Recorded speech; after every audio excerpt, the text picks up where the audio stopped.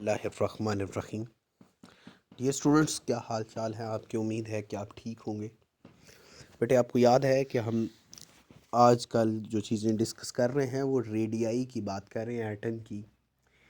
बेटे, अगर किसी एटम से इलेक्ट्रॉन को निकाल लिया जाए तो उसके ऊपर पॉजिटिव चार्ज आ जाता है और हम इसे कैटाइन बोलते हैं।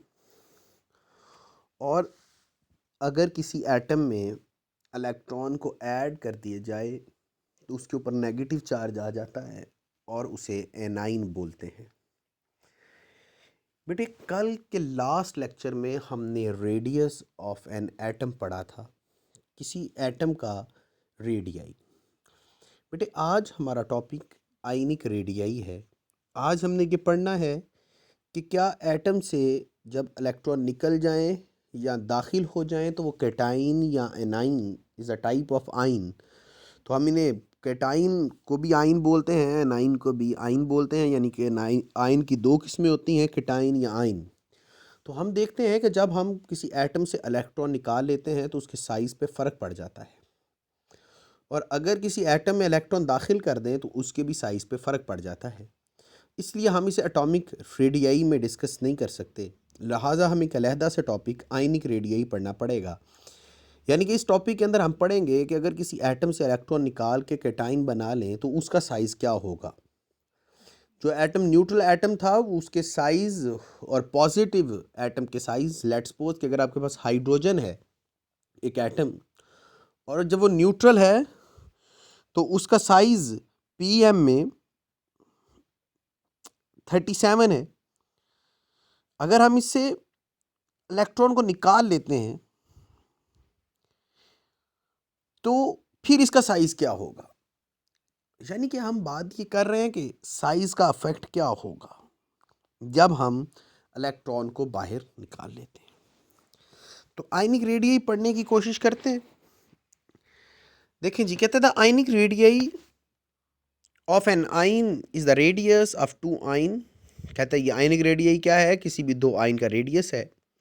Consider it to be spherical in shape, और हम ये बात कंसीडर कर रहे हैं कि आयनिक रेडियाई भी जो है वो नहीं, हम स्फेयर ही मानेंगे कि आइंस भी हमारे लिए स्फेयर ही हैं, हम यही कंसीडर कर रहे हैं।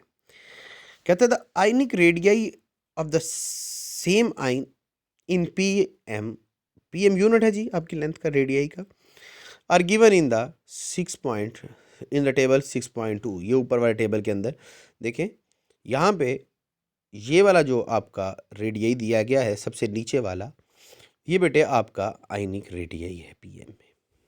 Any problem? डिफरेंट का यहाँ पे दिया गया, इनको अब याद करना कुछ ज़्यादा ज़रूरी नहीं है, सिर्फ आपको बताना मकसूद था। कहता था ionic radii of the cation is the smaller. कहता है ionic radii of the cation, कहता है किसी कैटाइन का जो आयनिक रेडियाई होगा। कैटाइन कौन? अपने जहन में कैटाइन पहले सोचें क्या है। कैटाइन वो है जब किसी एटम से आप इलेक्ट्रॉन निकाल लें तो उसके ऊपर पॉजिटिव चार्ज आ जाता है। कहता है cation, ionic radii of cation positive charge वाले का is smaller the atomic radii of the element from which is derived. कहते हैं जिस एटम का साइज पहले जो भी साइज था, एक साइज किसी भी एटम का कोई भी साइज था, हमें से कोई गर्ज नहीं है, जो भी उसका साइज था, अगर हम उसका कैटाइन बना लें, उससे एक इलेक्ट्रॉन निकाल लें तो उसका साइज कैटाइन का कम हो जाएगा। किससे? उसके पेरेंट एटम से। आगे कहते हैं the ionic radii of anion, किसी एनाइन का। अब एनाइन क्या है ये जहन में रखें। तो एनाइन हमारे पास वो है जिसमें आप इलेक्ट्रॉन को दाखिल करें और उसके ऊपर नेगेटिव चार्ज आ जाए तो हम उसे एनाइन कहते हैं। तो कहते हैं the ionic radius of anion is the greater. कहता है जो आपका एनाइन है उसका रेडियस ज़्यादा होगा than the atomic radius for the corresponding atom, जिस एटम से हम वो एनाइन बना रहे हैं। यानी कि अब इस दो लाइनों से हमें जो चीज़ें हासिल हुई हैं वो ये हैं, यहाँ पे ये समझ लें कि अगर किसी एटम से इलेक्ट्रॉन निकाल दें और उसे आइन बना लें तो उसका साइज़ कम हो जाएगा। कैटाइन का साइज़ क्या हो जाएगा? कम हो जाएगा। अगर कोई एटम है उसमें आप इलेक्ट्रॉन दाखिल कर दें यानी कि एनाइन बना दें तो उसका साइज़ ज़्यादा हो जाएगा। इसकी वजह आगे जाके पढ़ते हैं क्या होगा। The radius of sodium atom for example, कहता है एक सोडियम का एटम है जिसको हम एग्जांपल के तौर पर डिस्कस कर रहे हैं, it is reduce from the, इसका साइज कितना है जी किसी दौर में एटॉमिक रेडियस जब ये एटम की फॉर्म में सोडियम, तो 186 pm to 95 pm after conversion into an positive Na positive ion. यानी कि वो कहता है कि जब ये सोडियम पॉजिटिव नहीं था, तो ये वाला सोडियम जब पॉजिटिव नहीं था बेटे, तो इसका जो साइज़ है वो 186 था, लेकिन जब भी आपने इससे इलेक्ट्रॉन निकाला और इसे पॉजिटिव बना दिया तो इसका साइज़ 95 रह गया, यानी कि इसका साइज़ कम हो जाता है। आगे देखें, कहता था आयनिक रेडियस ऑफ क्लोरीन या Cl नेगेटिव का जो साइज़ है वो इंक्रीज हो जाता है कितना, 99, कितना इंक्रीज हो जाता है, 99। पहले कितना जी, 99 pm, और इलेक्ट्रॉन दाखिल होने के बाद कितना हो गया जी, 181। यानी कि पहले देखें, किसी एटम से इलेक्ट्रॉन निकाला, जब वो पॉजिटिव आइन हुआ है तो साइज कम हो गया है। जब उसमें आपने इलेक्ट्रॉन Cl नेगेटिव बनाया, यानी कि इलेक्ट्रॉन को ऐड किया है, तो बेटा उसका साइज बढ़ के 181 हो गया है 99 से। यानी कि याद रखें, जब भी आप किसी एटम से यहाँ तक एक लाइन अब जो हमारे पास रिजल्टेंट के तौर पर आई है वो ये है कि अगर आप किसी एटम से इलेक्ट्रॉन को निकाल लें, जब किसी एटम से इलेक्ट्रॉन निकाल लें तो उसका साइज कम हो जाएगा, और अगर किसी एटम में इलेक्ट्रॉन डाल के उसे नेगेटिव बना दें तो उसका साइज ज़्यादा हो जाएगा। यहाँ तक बात समझ आ गई है? आगे चलते हैं। The cationic radius is decrease. अब हमने ये पढ़ना है कि वो साइज जो हम कह रहे हैं कि इलेक्ट्रॉन के निकलने के बाद साइज कम हो गया है, तो अब हमारा सवाल ये है कि वो साइज कम क्यों हुआ है। मेरी बात समझ रहे हैं? एक एटम है सोडियम का न्यूट्रल, उसका साइज हमारे पास मौजूद है 186 pm। बेटा आपने उससे एक इलेक्ट्रॉन निकाल लिया तो उसका साइज कम रह गया, कितना, 95 pm। अब ये साइज क्यों कम हुआ है, तो उसकी पहली वजह यहां से अंडरलाइन करना शुरू करते हैं। The cationic radius in decrease with the increase the effective nuclear charge on the आइन। कहते हैं आइन के ऊपर जो चार्ज है न्यूक्लियस का वो क्या हो गया है, ज्यादा हो गया है। The decrease radius is large divalent ions. कहता है अगर 2 इलेक्ट्रॉन निकालेंगे तो साइज और कम हो जाएगा, still large by the trivalent आइन, और इसका क्या हो जाएगा, और लार्ज हो जाएगा, फोर्स बढ़ जाएगी। This is due to the reason with the successive lose of electron. कहता है जब जब इलेक्ट्रॉन निकालते जाएंगे nuclear charge attract the remaining electron with greater force. कहता है जब जब इलेक्ट्रॉन निकलते जाएंगे तो न्यूक्लियस की फोर्स जो है वो बढ़ती जाएगी। अच्छा बेटे, अगर तो आप लेक्चर ले रहे हैं और आपके पास किताब है, तो आपको अगर इस लाइन की समझ नहीं आई तो मैं थोड़ा सा आपके लिए ये कर सकता हूँ कि आप देखें, यहाँ से ये लिखें द कैटायनिक रेडियस डिक्रीज, यहाँ तक ये वाला हिस्सा पूरे का पूरा बेशक काट दें और इसकी जगह पे जो मैं लिखवा रहा हूँ वो लिख लें। आप कहेंगे the cationic radius are decreases because by the, अब मैं लिखवा रहा हूँ कि अगर रीज़न पूछ ले कि कैटाइन का साइज़ क्यों कम हो गया है, तो अब आपको ये अगर चीज़ अच्छी तरह से समझ नहीं आ रही तो बड़ा आसान सी बात मैं यहाँ पे लिखवा रहा हूँ, इसकी जगह पे ये लिखिए कि by the losing of electron nuclear force on the remaining electron are increases.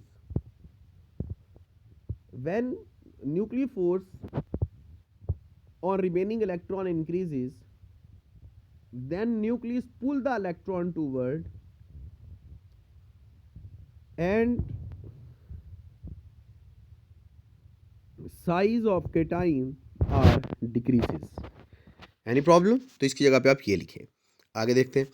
आगे कहते हैं the increases in the size of anion. अब हम बात कर रहे हैं कि उसने पहले हमने ये बात डिस्कस की थी कि वो क्यों कम हुआ है, तो अब अगली लाइंस के अंदर यहाँ पे ये जो अब हम फैक्टर पढ़ने लगे हैं, तो वो ये कह रहा है कि इस एरिया के अंदर बेटा हम ये पढ़ेंगे the increases in the size of anion. कहता है जो साइज एनाइन का बढ़ा है, यानी कि जब हमने कहा था इलेक्ट्रॉन ऐड किया है तो साइज क्या हो जाएगा, बढ़ जाएगा। क्यों बढ़ा है, तो कहता है is due to the increase the electron to electron repulsion. क्योंकि कहता है जब आपने एक इलेक्ट्रॉन डाल दिया है तो जो वहाँ पे पहले से मौजूद इलेक्ट्रॉन थे वो एक दूसरे को क्या करना शुरू हो जाएंगे, रिपेल करना शुरू हो जाएंगे। Because it the increase the valence electron, वो इसलिए करेंगे कि उनका वैलेंस इलेक्ट्रॉन बढ़ गया है। Greater the amount of negative charge, कहता है नेगेटिव चार्ज बढ़ जाएगा on the atom greater the size of आइन। ये बड़ा आसान सी लफ्ज़ उसने लिखा है, इसलिए इसको कट करने की ज़रूरत नहीं है। सिर्फ उसने कहा इलेक्ट्रॉन दाखिल होंगे, उनमें रिपल्शन बढ़ेगी, जब रिपल्शन बढ़ेंगी तो बेटा उनका नेगेटिव चार्ज बढ़ेगा, जब नेगेटिव चार्ज बढ़ेगा तो साइज एट द एंड क्या हो जाएगा, ज़्यादा हो जाएगा। ये ऊपर वाला हिस्सा हमारा कंप्लीट हो गया है। आगे चलते हैं जी।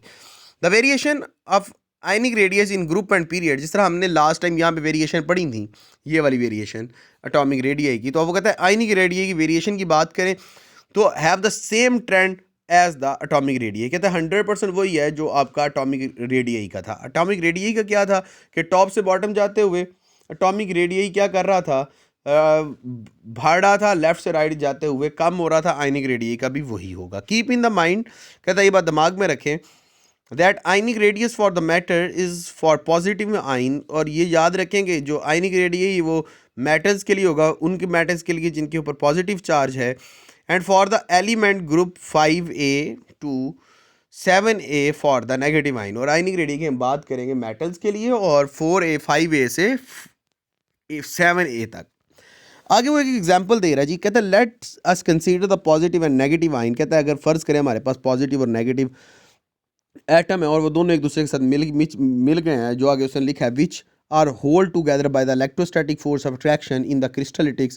कहता है ये एक आपका नेगेटिव है, देखें इसका साइज़ बड़ा दिखाया गया है, ये एक पॉजिटिव है, इसका साइज़ छोटा दिखाया गया है। कहता है अगर फ़र्ज़ करें ये आपस में मिल गए हैं, अब मेरी बात समझ रहे हैं, यहाँ पे गौर करें तो ये वाला नेगेटिव वाला साइज़ बड़ा है और ये पॉजिटिव वाला छोटा है। पॉजिटिव वाला छोटा क्यों, क्योंकि इलेक्ट्रॉन निकल चुका है, और ये बड़ा क्योंकि इसमें इलेक्ट्रॉन दाखिल हो चुका है। कहता है एक हमारे पास पॉजिटिव है और एक क्या है, नेगेटिव है, और दोनों इलेक्ट्रोस्टैटिक फोर्स ऑफ अट्रैक्शन से मिल गए हैं एक दूसरे के साथ। अब ये जो आपका पॉजिटिव है, इसके दरमियान का ये जो रेडियस है आर, इसको हम पॉजिटिव कहते हैं। ये रेडियस यहाँ से लेके यहाँ तक जो रेडियस है ये पॉजिटिव का है, यहाँ से लेके यहाँ तक का जो रेडियस है वो नेगेटिव का है। तो ये आर पॉजिटिव और आर नेगेटिव, यानी कि पॉजिटिव का रेडियस आर प्लस और नेगेटिव का radius R negative. R plus and R negative are the value of radii of cation and A9.